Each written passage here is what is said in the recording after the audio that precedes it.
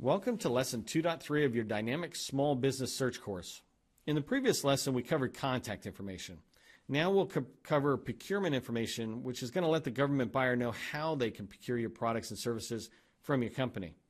You can see here on this slide what we're going to cover in this lesson, but let me go ahead and switch over to my own DSBS profile and walk you through each of these bullets. I'm going to go ahead and get out of PowerPoint here, just minimize that window. Now you'll see that I have the bullets from the slide over here on the left-hand side. We can walk through that. And on the right-hand side, inside of the browser, we have the SBA profile or the DSBS profile. I'm going to scroll up a little bit so we can see more of the window. If you've been doing the previous lessons, and you'll notice here that there's some changes. Actually, it's fun for you to be able to see some of the dates. But also you'll notice that there was some information that I've been updating as we go along. And so just keep that in mind as we move forward. So the first bullet over here, e-commerce website. That's this one right here. And the e-commerce website is listed kind of like you're an Amazon store type company, and you would put that there. But actually, it's a phenomenal site, piece of information that you can put in that just uses this field for the way you want. And my suggestion is obviously make sure it's filled out. And let me point out a couple of things. One is make sure you put in https:// because if you don't, your link with just www.svmacpack.com, that would not work. There's a problem with the SBA site, so it doesn't work when you click it that way. It must have HTTPS or HTTP to work. By the way, make sure you make it secure. You're working with the federal government. You should, of course, make sure your own website is secure. The other thing to keep in mind on the e-commerce website is that I put in, P stands for page on my website, and I put in a special page called Government-Procurement. And the idea of this is twofold. One is to have a location on my website that the government can go to, the federal government can go to, and see how they can buy from me. Now, I'm a new company at the moment, and so everything's kind of new in there. But I do say they can buy direct from me. I'm a HUBZone company. They can buy that way. But I also have teaming relationships. And so on my site, I'm going to put that they can reach me through GSA Stars 2 or through GSA Schedule 70 or Seaport or some of these other ones that I have relationships with companies. And that allows the government buyer to know that if they like what I do, they can reach me through these other vehicles. And just for your own knowledge, if you're trying to wonder how I do that, it just means I would subcontract under one of those other companies and provide my services through them and their vehicle. But it's a way the government can reach me if they like my core competencies and what we offer. So you remember that you want to put your own page in there. I said there was two reasons. So the second reason, it's a differentiator. The federal buyers come into DSBS and they look at this stuff all the time, and everybody has the same thing. www.svmacpack.com, right? We all do the same thing. What I'm recommending is you put in a dedicated page which doesn't really cost much money, and for a customer that represents a $450 billion annual market, creating a dedicated page is a no-brainer, right? But when you do, now the government buyer is like, you know what? I've never seen that before. That's so cool. This company here is trying to make it easy for me to find out what do they offer and how do I buy it from them. Those are the two type of questions that you'll hear from a government buyer. By the way, these aren't my ideas. These are ideas after years and years of talking with government buyers, small business professionals, etc. So anyways, that was the first bullet, e-commerce website. The second one that you want to go in here and fill out is accepts government credit cards. This one, again, everybody should put yes. I've talked with people who said, well, we don't accept credit cards. Yes, of course you do. Nowadays, if the government came to you and said, hey, for 1 hour, I'll give you $3,000, you're going to say, yes, of course, I'll accept that contract. And the thing that a lot of you don't know, perhaps, is that all of our banks can now easily accept a credit card. You can accept it through PayPal. You can accept it through Stripe. There's all these ways. All you need to do is to get the number from the government contracting officer.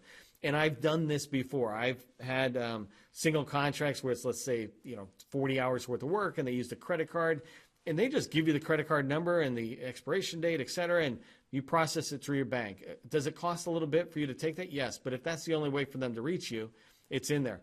The other reason you want to make sure you say yes instead of no is it's another flag for the government. if this company can't accept credit cards, then maybe they're just difficult to work with. Like maybe it's hard to procure from them what they sell. And so I'll just move on, because remember, folks, that there are 1,000 companies that do what you do and do what I do. I know that I'm the very best at what I do, but I know there's 1,000 companies out there that do exactly the same type of work. And in the government's eyes, they'll just move on to the easier companies. So go in here, make sure that's yes if it says no. The GSA Advantage is a pretty straightforward step. If you have GSA schedules, put them in here. A lot of us don't have them, so there's nothing to put there, and that's fine. Some of you put in your first one, but you haven't gone back and put in the next two that you got. Just take a quick second, look at this, and make sure it's good to go, and that you've got all your GSA schedules in there, because that's a marketing thing. If the government sees that you have multiple vehicles, then they'll be more inclined to come to you to buy. So now let's jump down to number 4, which is the bonding levels. So I'm going to scroll all down here to the bonding levels. And the bonding levels is under products and services. So inside of the bonding levels, a lot of people get confused and think that, let me just go right here. Sorry about that. So a lot of people think bonding is just construction, but it doesn't have to be. Service bonding levels is another way to do it. And I'm in IT space doing software development. Well, I have insurance for mistakes that might be made by my company. And so you can put that insurance information in here as well. I'm going to talk to I already talked to my insurance person from State Farm, and I'm going to go back and make sure that the information they have for me is entered in here. And it's a flag, one more positive flag for the government buyer that, hey, this company is bonded, they're protected, which in turn protects the government.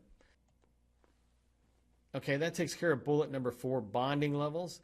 Let's go ahead and scroll down to the quality standards, which is under miscellaneous here.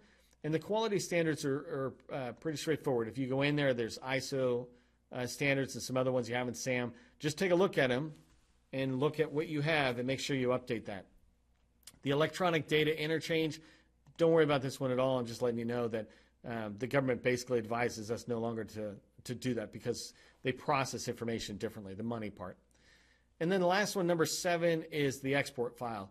So I've heard this before about, when you're coming in here, ignore this, but I've seen a lot of companies actually put it in.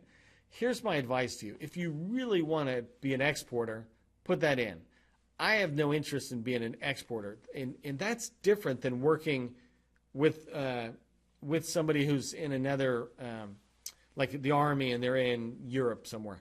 An exporter is different, right? You're trying to sell, and then when you fill this out, it puts in a lot of information. Here's my advice to small businesses.